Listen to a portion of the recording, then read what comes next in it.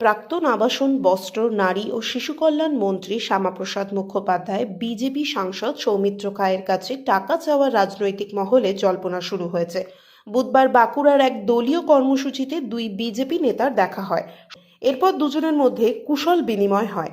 এই পর্যন্ত সব স্বাভাবিক থাকলেও হঠাৎই শ্যামাপ্রসাদ মুখোপাধ্যায় সৌমিত্র খায়ের কাছে টাকা চান। ঠিক কী কারণে তিনি টাকা চেয়েছেন তা স্পষ্ট করেননি প্রাক্তন মন্ত্রী। বিষয়টি নিয়ে বিজেপি সাংসদ সৌমিত্র খাও মুখে কুলু পেটেছেন।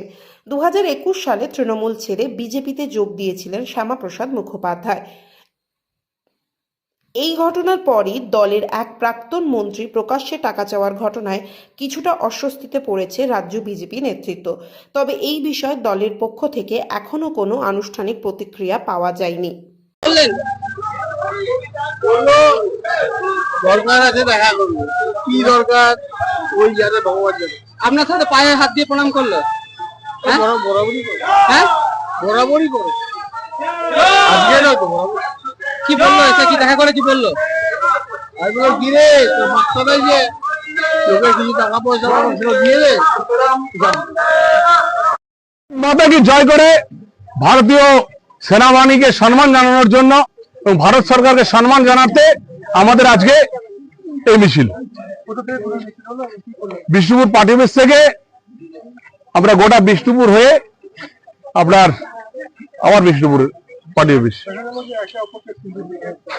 এটা মহিলারা সিঁদুর দান, যে মহিলা হিন্দু মহিলাদের সিঁদুর কেড়ে নিয়েছে, স্বামীদেরকে হত্যা করেছে, সেই অপারেশন সিঁদুরের নাম করে আজকে মহিলারা আমাদের বিষ্ণুপুরের মহিলা মোর্চা এবং নেতৃত্বে এদের মহিলারা সবাই আজকে সিঁদুর দিলেন এবং অপারেশন সিঁদুর যাত্রা হলো। দাদা, আজকে একটা জিনিস দেখা গেল যে আপনি এই মিছিলে বেরিয়ে প্রাক্তন মন্ত্রী বিষ্ণুপুরের প্রাক্তন বিধায়ক ছিলেন, তার সাথে আপনি দেখা করলেন এবং তাকে আলিঙ্গন করলেন। তিনি সিনিয়র বয়োজ্যেষ্ঠ লোক, তো যে কোনো পলিটিক্যাল বয়োজ্যেষ্ঠ লোককে সম্মান জানানোটা আমাদের কর্তব্যের মধ্যে পড়ে। আর এটা আমাদের ভারত মাতার পদযাত্রা ছিল, তাই তাকেও সামিল হওয়ার জন্য বললাম। এটা তো কোনো রাজনৈতিক পদযাত্রা ছিল না। কেমন আছেন তার সুস্থতা কামনা করলাম। দেখুন, উনি অরিজিনালি ওনাকে তৃণমূল কংগ্রেস ওনাকে ব্যবহার করেছেন। বাঁকুড়া জেলায় তৃণমূল কংগ্রেস ওর হাত ধরে শুরু হয়েছিল, তাই ওনাকে ব্যবহার করা হয়েছে। তৃণমূল কংগ্রেস ওকে ব্যবহার করে ছুড়ে ফেলে দিয়েছে। আমি তো বললাম তো আছেন, উনি তার নিজের মত থাকবেন, উনি তো আছেনই। উনি তো নিজে একজন সিনিয়র মানুষ হিসাবে বিষ্ণুপুরের পাশে আছেন। তিনি বলছেন যে আমার সাথে দেখা করবে, কি জানি কি কথা বলবে। দেখা তো করতে হবে না আমাদের। দেখুন, আমরা তো চাইছি এবার যারা বাংলাদেশি প্রেমী, যারা পাকিস্তান প্রেমী, তাদেরকে দূর হাঁটানোর জন্য আমাদের সমস্ত রাজনৈতিক নেতার সাথে আমরা দেখা করব।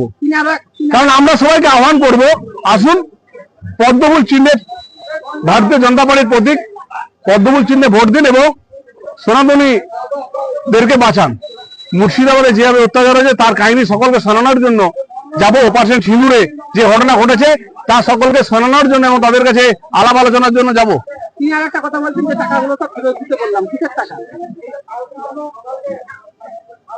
বলছি একটাই কথা, যে আমি তো নিজে বুঝলাম না কিসের টাকা, আপনি শুনলেন, আমি তো শুনলাম না।